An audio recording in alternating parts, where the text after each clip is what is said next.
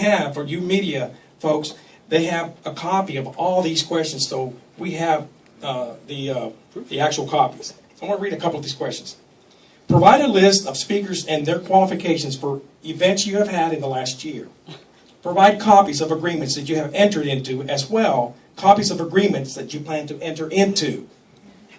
Imagine that. First of all, provide resumes for each of your board members. Provide copies of information found on Facebook and Twitter.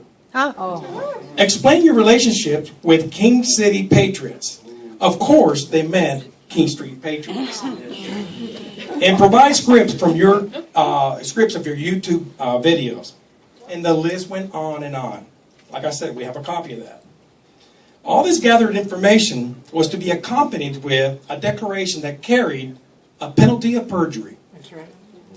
Just imagine if we accidentally mischaracterized something in our answers. If we decided that we would take our group in a different direction, or simply forgot to cross our T's and dot our I's, something innocent, what then? Perjury?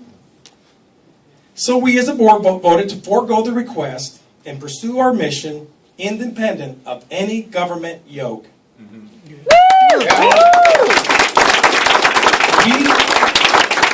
We wanted nothing to do with what we called an unholy alliance. We went at it alone.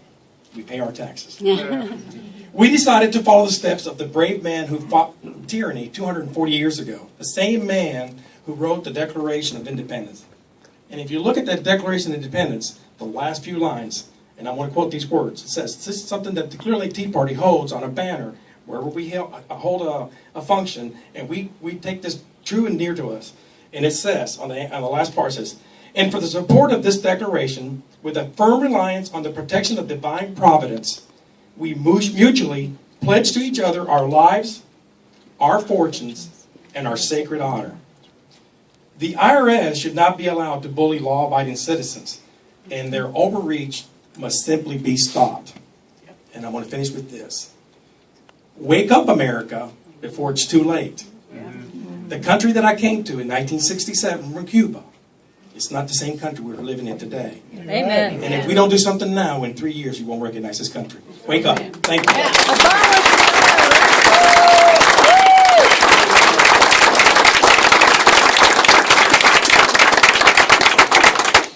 Thank you, Robert. Would now like to recognize my friend Ken Emanuelson from the Dallas Tea Party. Thank you very much.